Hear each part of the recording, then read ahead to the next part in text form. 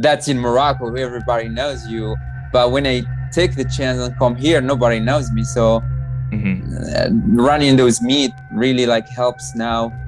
It's definitely hard and heartbreaking and everything, but I just took the decision that I don't need to stick with this. This has happened and Hmm. that's in the past and they need to move on. Yeah, after this year or next Olympics, I'm gonna put podium. Like that's the goal and see what I can do. I'm Joshua Potts, Mr. Possible, always with the brother with the same mother, Aaron Potts, Super Hot Potts, and you're watching and listening to your favorite two black runners every single Two Black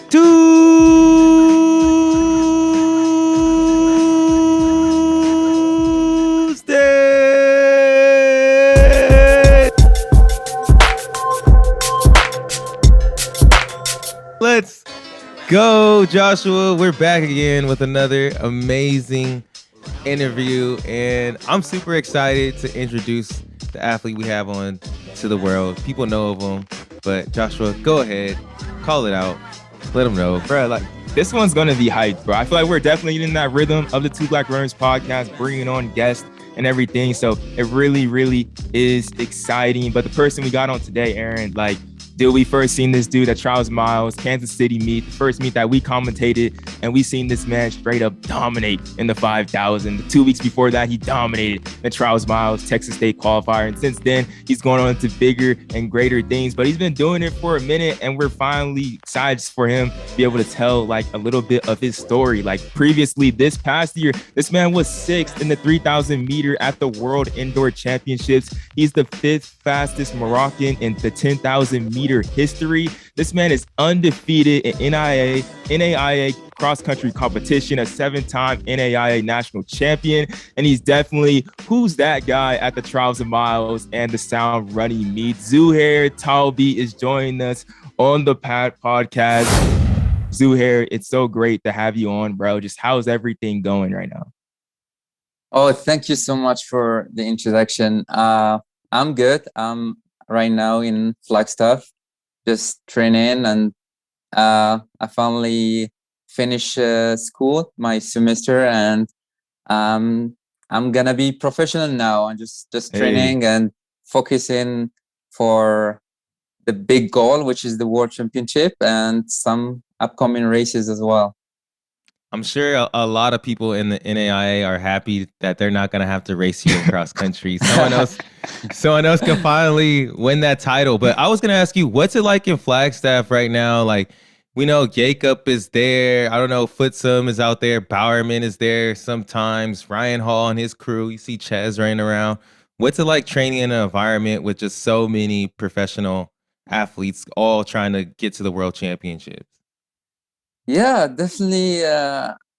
First, like just the altitude benefit, like it's something that gonna help me improve in my level, and as well like Flagstaff. Like I, anytime I'm in my social media or anything, like you just see athlete like all the fastest athlete here, and you see all those beautiful trails, all nice track, and it's just you feel like you want to be in a place where you get that motivation from just being there and just seeing people training. It's gonna motivate you more. So yeah, when I spend a few days here now, and I I'm gonna say every day I meet some people running, and that's exciting. Like you just want to be in an environment like that. Yeah, and definitely is exciting to be able like to drop down from the altitude too and get the race. And you just opened up your outdoor track season at the Sound Running track meet down in J. Sarah, San Juan Capistrano with a 27:49 and a dub. I seen that you have like some type of congestion or something. You didn't have the race that you really wanted to, but almost a week removed from that race, like how are you kind of processing everything with that opener of 27:49 in the 10K? Yeah, so it's just I don't know. It's just I felt like sometimes you put some expectation on yourself before a race. You wanna like this is how I want this race to go, and it's never gonna happen. You always So I want to like the race to be fast, like same pace, like where you go, like I don't know, like same pace from every lap. So going to the race, we start like I think 65, then 68, then we went back to. I felt like we didn't have that consistent pace, and that's the start. Then after 3K, I felt like terrible. I was like, what? I just didn't feel like I'm in my day. Or I start thinking about the race more and be like, wow, I think today I just don't have it. And so it was tough. Mentally it was tough. And um like I've been dropped a little bit, so it was like more tough. Then you're like, oh, I'm not even gonna catch the leader. So it was like for like more than 3K, just trying to get to the top leaders. Then yeah, so I just at 7K, I was like, okay, I think one more lap, then I will just give up. Then I will just drop the race. Then yeah, I felt like I took it one lap every time. And I was lucky that the race got slower, I think a mile or like just 4 laps to go. Then I take that rest I needed, and I just, the last lap, that's when I take my move and they win the race. So thinking about the race now, I was like, that's an achievement. That's the races that definitely you want to have sometimes, like where you don't feel good at all. You're hurting from the beginning, especially in 10K. You don't want to hurt from the start. You want to like have that legs going. But yeah, I felt like that was definitely an achievement and a lesson to have like for future races. And that was your opener, and that your debut in that Asics kick, being a pro. What does it feel like to finally have that sponsorship behind you and be like an official like pro now? Oh, I actually like with my manager, we've been like negotiating and like talking with ASICS, but I'm not I didn't sign anything with them yet. I'm still like open for like a better offer.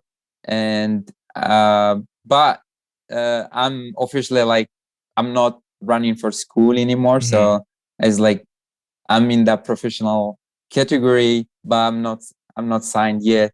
So yeah, hopefully something will come soon, and just to be able like to focus 100% in my running and just be in a place that I want to be, and just put more work and more little things that you don't have while you're in school, like more like recovery. You don't have that much time when you're in school, but I feel like now you will just give it 100% and see how far you can go, how fast you can run. All right, brands that are listening in, the boy's a free agent. Just letting y'all know, the boy's a free agent. I think it's really exciting for you too. It has to be an exciting time because last year when you kind of really came on scene, like I said, like you were the who's that guy of the sound running meets and the trials and miles meets. You would be in the front of a 10K or a 5K, and everybody at home, and even the commentators, was like, "Wait, who is this dude? This guy's gonna race NIA Nationals like in 2 days after this 5K. Like, what's really going on?" So like, it's been a crazy journey. Like people that are listening right now, definitely make sure you remember the name Zouhair Talbi, because this man was sixth at World Indoors, like behind like a great field with Selman Barrega in it. Like you're racing some of the top people. So my question really just is like, now coming in to this season, now being more of a known name in outdoor, like how does that really feel compared to last year when most people didn't really know who you were going into a race?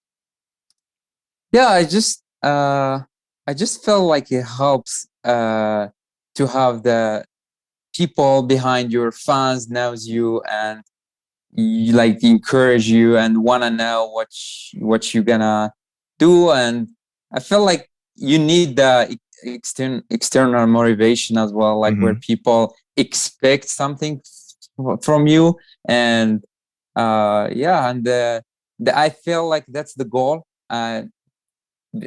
Big coming here, I wanna like get more known, and like coming to United States, I wanna like get more known and get exposed to the world, because there's more media here, more people, uh more races, more a lot of Yeah. things that can bring you to the top, beside your talent. Like, uh, being in Morocco, that's the thing. Like in Morocco, I was famous. I was like, I've been the top in in every category I was in.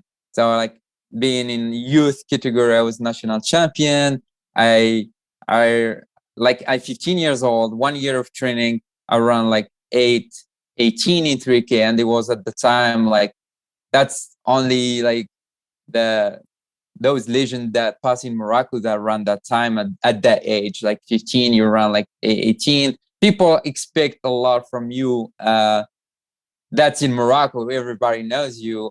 But when I take the chance and come here, nobody knows me. So Hmm. running those meet really like helps now. So to have the more followers from here, more people want to know about you here. So that feels awesome. Yeah, and it was great to see you at the Trials of Miles meets and at the Sound Running meet, because that was kind of like, for here in the States, that was very like a breakthrough new thing to have these meets on YouTube, on pay-per-view, and it's really just like all the rage, if you would say. And you really did break out. I'm just seeing you like Joshua was saying, you're just dominating against top talent like Sam Chalanga. And it's like, who is this guy really? But when you're talking about Morocco too, what can you just shortly, what's it like? What's track and field like? Because we know about Hisham El Garouj, the GOAT. Like, Yeah. was that like your hero The growing goat, up? bruh. That's really like the goat for real. It Yeah, is. yeah. That is the GOAT. Yeah, exactly. Yeah, Hisham El Guruj was like, yeah, just that idol you have. Like, oh, I want to be like him because he have done everything. And I mean, from young age, you don't know about running, and even people don't know about running in Morocco. They know him, so it's like Hmm. that figure where everybody knows him, and you just want to be like him. When I start running, yeah, you just have the uh, someone that did it in the same country, probably in same environment, and did it and get to that level, and you want to be like him. So that's the more definitely a motivation I have. But yeah, running in Morocco is just there is that culture of running. Like I know in Morocco we have soccer, that's the famous sport, but after that we have running. That's probably the Hmm. second famous sport in Morocco, just because of all the Olympic champions we had in the past. So yeah, so but it was a moment for me where like you get motivated and you run faster, but at some point you want something new, something exciting, something that can uh, get you to a next level. So that's uh that's how I came here, and that's how I start my journey here again. So, did you first come out here like in 2019? Is that when you first came out here to like they get into a college? Like you started at a JC, like a junior college? Yes. So the first time I came here was January, I think 2nd in 2019. I I came here, and I wasn't sure if I have the NCAA Division 1 eligibility. Yeah. That's where most schools like at that level. I was running 13:29 before I came. So 13:29, a lot of school are interested to give me a scholarship and give me an opportunity. But I just, unfortunately, I was not eligible to run in D1 schools because I came here, I was 22, 23, I think 22, age 23. So I Hmm. was definitely not like going to the process of the NCAA, I was not eligible. So I was, okay, I'm not gonna go back. I'm not gonna I'm gonna try my own way and see how. So that's why I reached out to junior college. So I went there. I went to Northwest Kansas Technical College. It's a very small college in Kansas. I went there for a year and a half. So, but I learned so much because, uh, as I said, coming here, even language was a barrier. Mhm. Like, and I felt like that was an easy transition for me being in a junior college where everything is easy. Like, Mhm. I mean, I knew that after I went to like bigger school, like a private school. I was like, that was easier.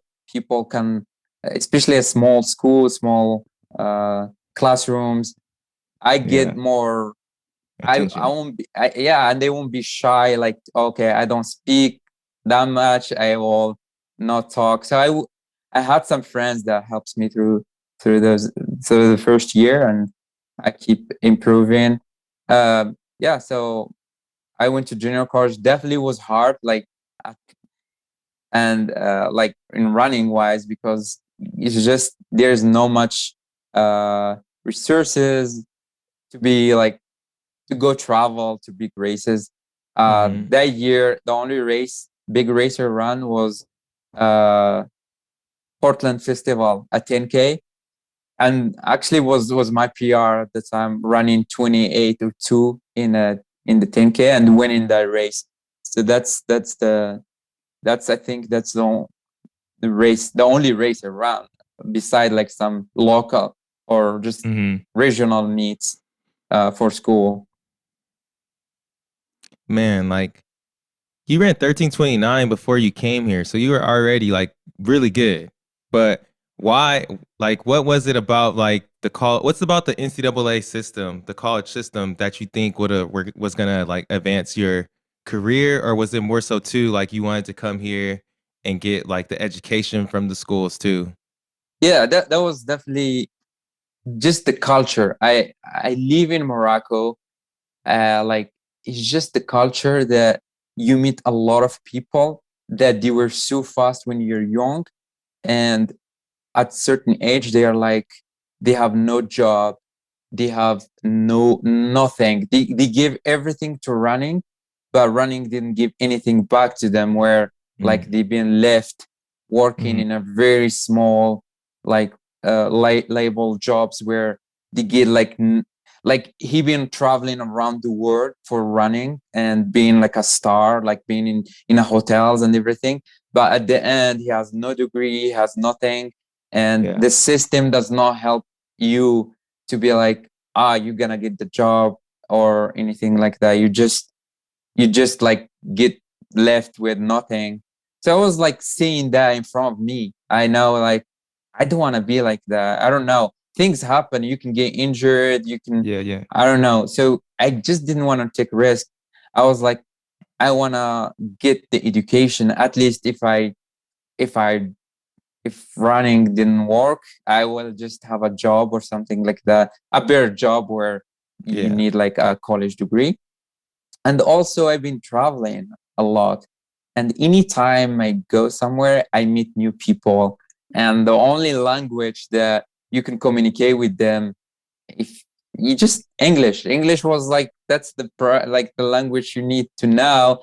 And if I like if I don't if I don't speak English, it's not gonna be sound good being a professional. Like even you're like the fastest, you will have interviews, you will have you just like something I wanted to have.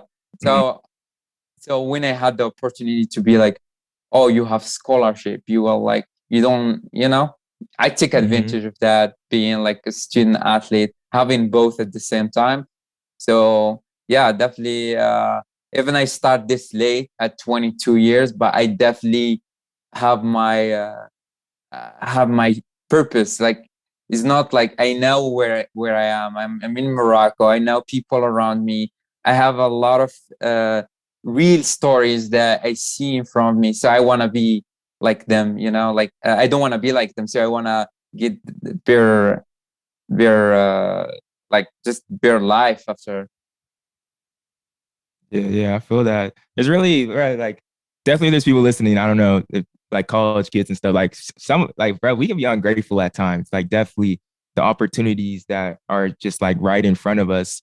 And like it's a great opportunity to come over and really like get that and everything. And you definitely found that when you moved over to like Oklahoma City University and did your thing there as well. We talked about the NAIA titles that you get, but then like trying to you coming there and helping your school get like their first national championship.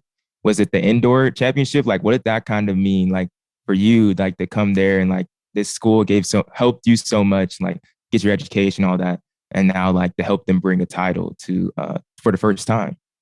Yeah, so definitely like the transition from junior college, I went to Oklahoma City University, NIA school.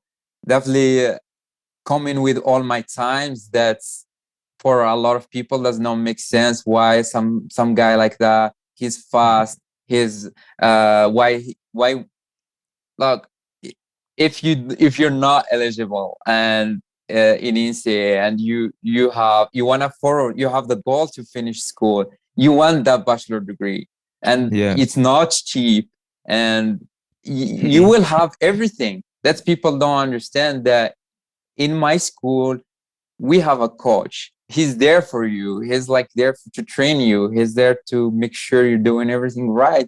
He's there to take you your individual goals and try to work on them, which is unique. Like any, I think any level you are in here, like any division you're in here, it's just you have to be more, you communicate with your coach about your goal. I feel like there's no coach will be like, no, I'm not gonna help you.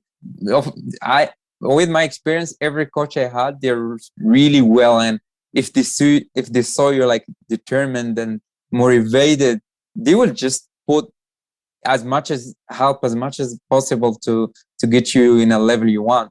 This is what I find when I came to Oklahoma City. I thought, okay, I want to run. I want to go to the Olympics. That's the first thing I told him. Like Uh, like I compare myself to other people, and they know my training and all. I have a talent that most people don't have, and I don't have the time yet, but I know I'm capable to run it. So it's just I believe that I have that on me. So then we start working, and that was a great year for me because for a month consistently, I never miss any practice. Like I've been like training, uh, workout 2 times a week, long run like Sunday. That was like a routine for me. Tuesday, Friday, workout, Sunday, long run. And I just, I like the routine. Like I've been in my mind where it's just, I do it without thinking about it because I, I get to a point where I have things that I never had, like being in a team, having a coach.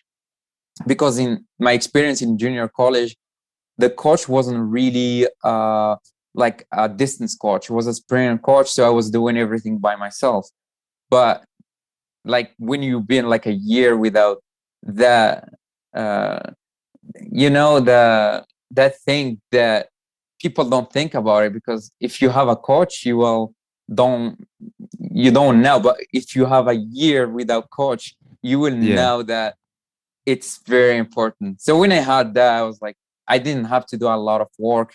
The only thing, I sit down with the coach and tell him about my background, my workouts. So the workout that we designed were like based or on what I have done and what I want to do. And so I was clear about what I want and what things I need.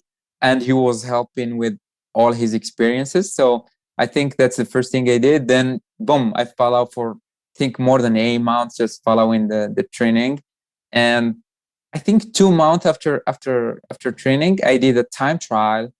He did a time trial to me, and they ran 13:43, 13:43 by myself Yeah. in the track in November, I think, or something like that. So I was like, no, this year definitely I'm gonna stick with my goals, and I wanted the Olympics. So that's That was something last I year, 2020. 2020. Oh, that was 2020. So yeah, starting from 2020, that's when I joined Yeah. Oklahoma City, and the year of 2021. That's the year where the Olympics. Mm-hmm.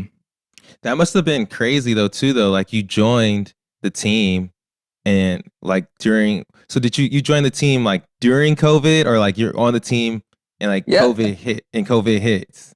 that's the thing again. I forget about COVID, because telling you about a month of training, that was during COVID. Like, you have Yeah. no other choices than just keep training, and that's why I was like in my mind, like, I'm not putting any goals. The goal is like just develop myself. That's when the first time I show up to run, I feel like I did a jump in my level, just because I've been training so good for the last a month. Yeah, it was definitely hard, but we were training. That's what was important for me.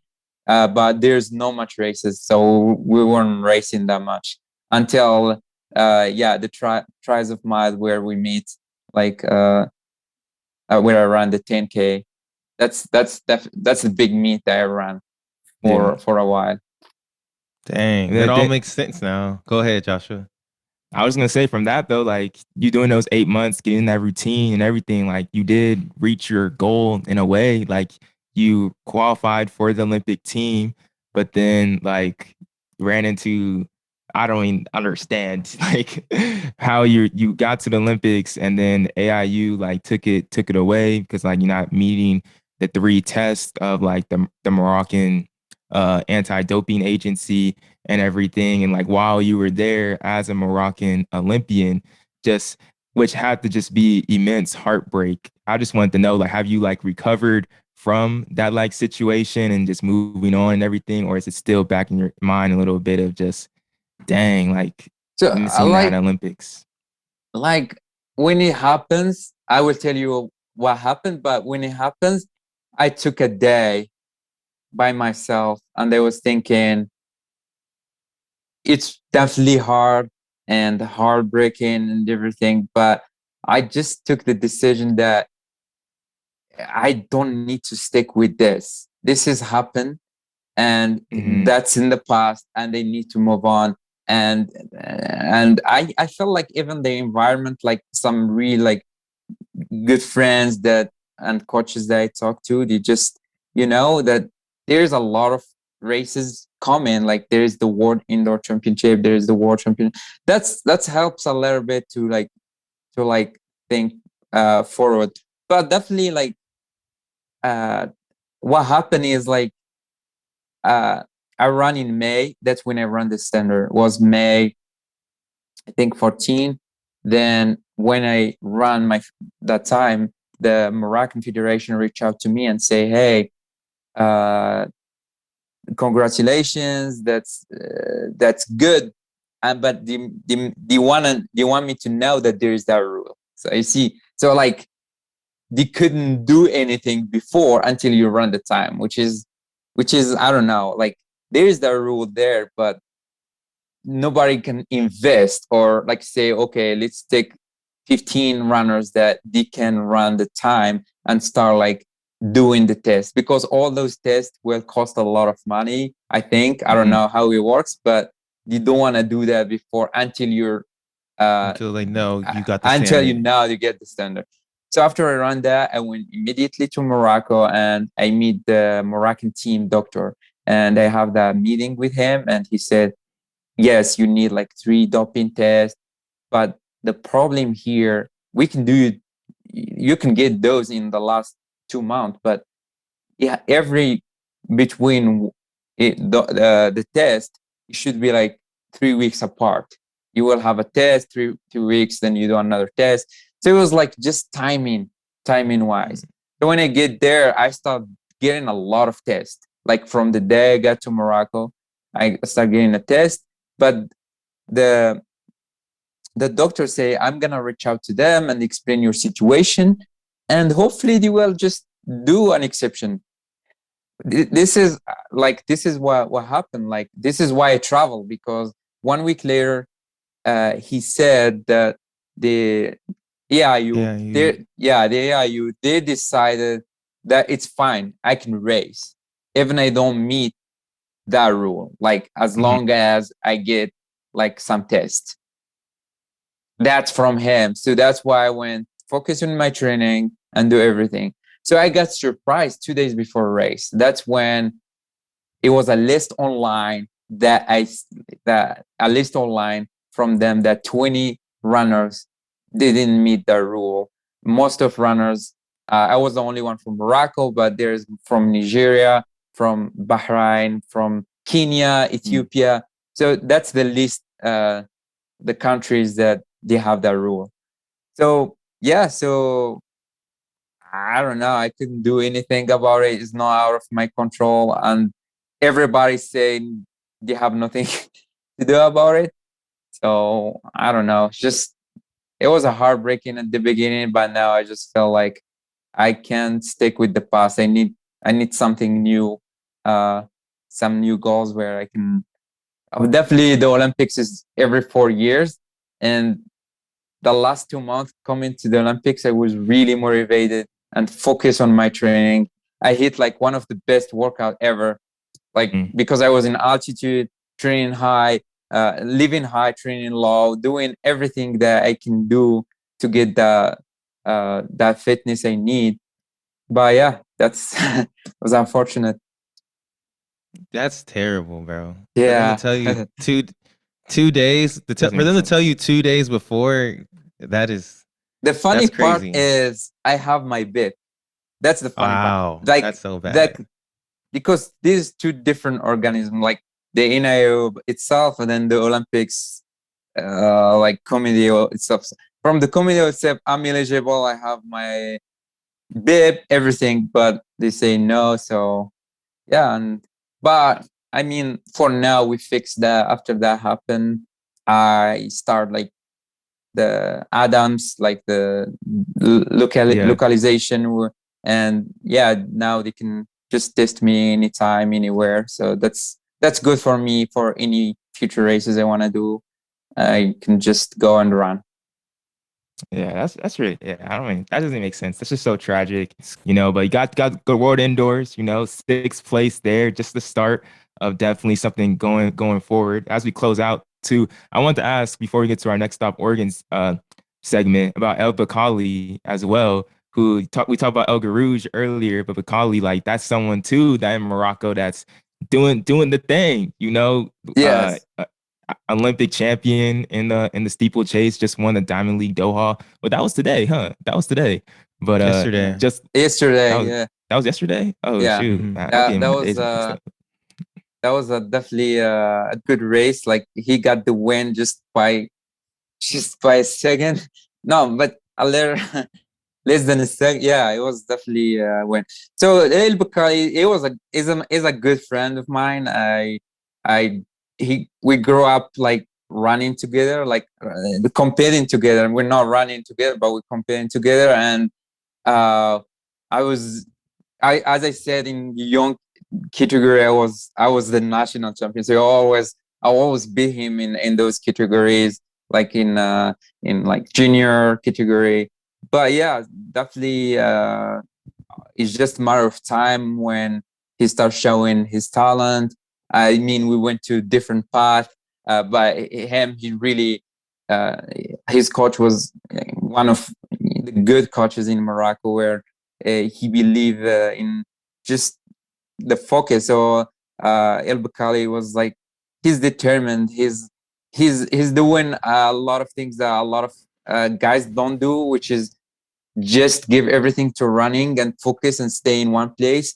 Where we're like when we start running, we always make fun how he can move from his room, like he stay in his room the whole day and just go practice and come to his room and focus.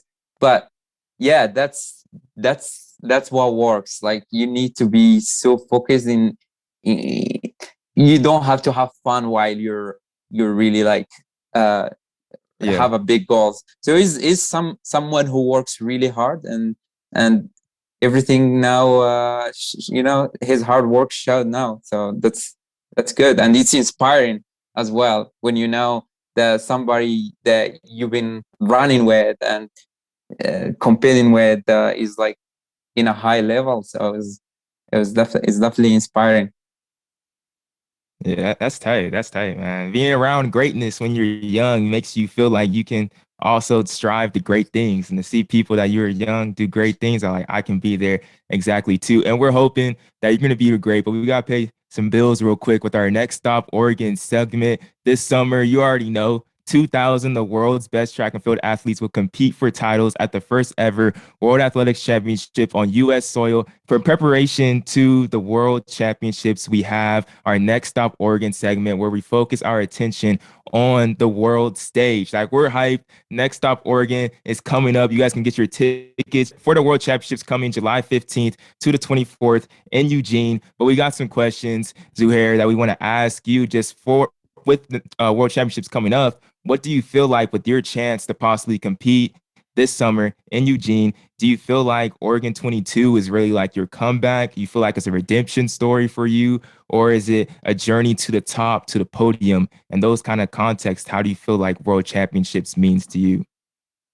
I just feel like I would be able to run the event that I wanted, like the 10K, and I like running the 3K definitely give me a lot of motivation. And now that I have that speed, that closing speed that I need in a 10K, but now I just want to, just probably show myself and show everybody that I was, even I didn't race, but I'm one of those guys that can compete and go for like, I'm not gonna say a podium, but I'm gonna say an advanced position. That's my goal was, and that's my goal right now. And of course, I'm after like getting uh more help, because I just came from school, and I don't think there is a lot of things that I didn't have that most professional had, which is like you're not having that school stress. You're not having Yeah. it's not an excuse, but I just felt like I don't want to put like pressure on myself. I want to go there and say, hey, why not just being the top 10, top 8? That's a goal I want to put. But of course, after this year where I start focusing, I the goals will change. I will definitely put something higher, and that's what motivates me every day. So if I have to put something that most people say, oh, you can't do it. That's what motivates me. It's not like something that you can do.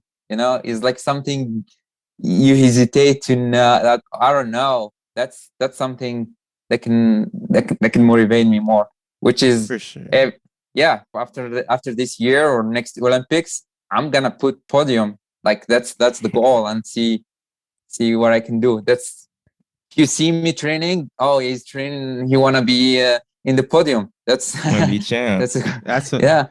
that's what I like to hear. Cause why not? Why can't you be the gold medalist? Why can't you be the world record holder one day? You know what I'm saying? Yeah. You might as well shoot for it, because you'll never find out if you don't.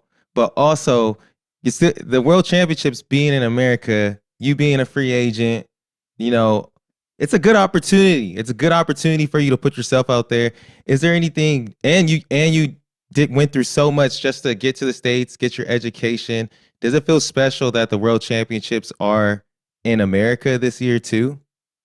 Yes, definitely. It feels like, I don't know, but being here for more than 3 years, it just feels like home now. Like you know people, you're not speaking your language anymore. Like like just a few times when you speak with your family, but most of the time you speak this language. You're in this soil, so I felt like I'm belong here now. Like I can just take a flight.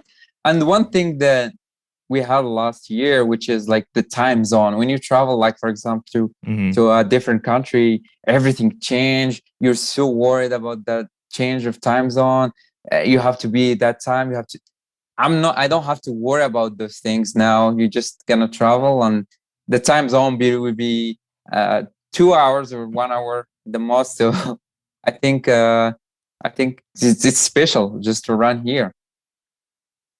Yeah, I'm super hyped for you to be in Oregon this summer. Hopefully, it all goes well, man. And I'm super hyped for all our listeners that you all will be in Oregon this summer. So be a part of history at Hayward Field at the University of Oregon, July 15th to 24th.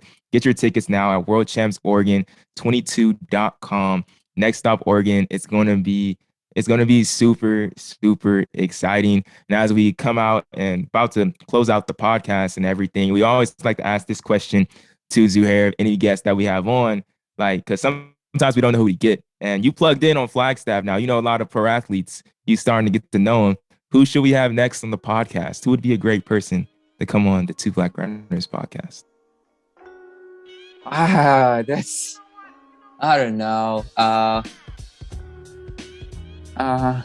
That's a tough question for me because so any professional runner, is that what you mean? Like any?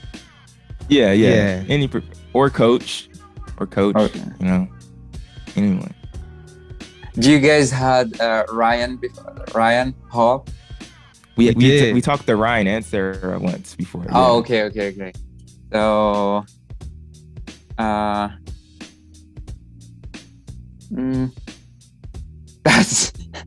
that's a tough question for me.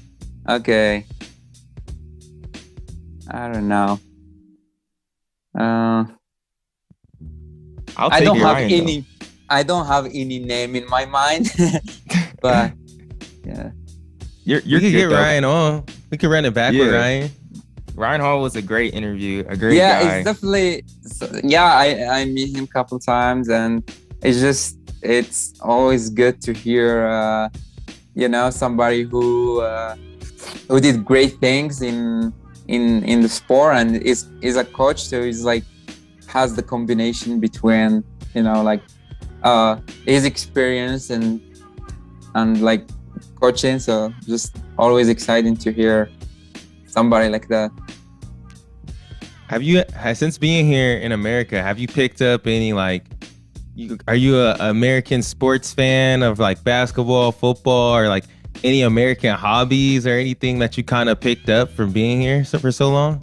Oh, just I think the basketball, yeah. But I've been around just the athlete, like student athlete around me. So most of them are like basketball. So that's the sport that I watched a couple times. So that's the only one. But not really into go watch other sport. I'm more like just running and you locked in. I'm more soccer. I'm from Morocco. We more like love soccer. You locked in, Aaron. All he cared about. Come on, bro. You trying to be like El Bakali, bro. Just locked in the room. Yeah. Locked in the room. No one to come. The last question, it's kind of deep, but we always ask at the end of the podcast. I feel like it's a great question. What mark do you want to leave on the sport of running when it's all said and done? You know. Can you rephrase the question? Say no. What legacy or what do you want to have in running? I think if you want to shoot something high, that's something I have in my mind always. Why not being an Olympic champion and a world champion? I love this. Probably I'm gonna move in distance, be a marathon runner. That's something I want to do in future, and yeah, that's something I will fight for. I love that. I love that. So I'm a fan now, bro. You just became one of my favorite runners. I love that. Thank you. Love that you're shooting for the stars, because why not? You definitely have the talent. You've shown it. I'm like mad that you didn't get to race at the Olympics, but I think we'll see you at the World Championships. I can't wait to see you at Prefontaine doing your thing, man. Yeah. Thank you so much, guys. Yeah, thanks for coming on, man. Appreciate you. Appreciate all you guys listening and everything. Appreciate you, those who are here, for coming on. Really do appreciate it. Yeah, thank you for having me.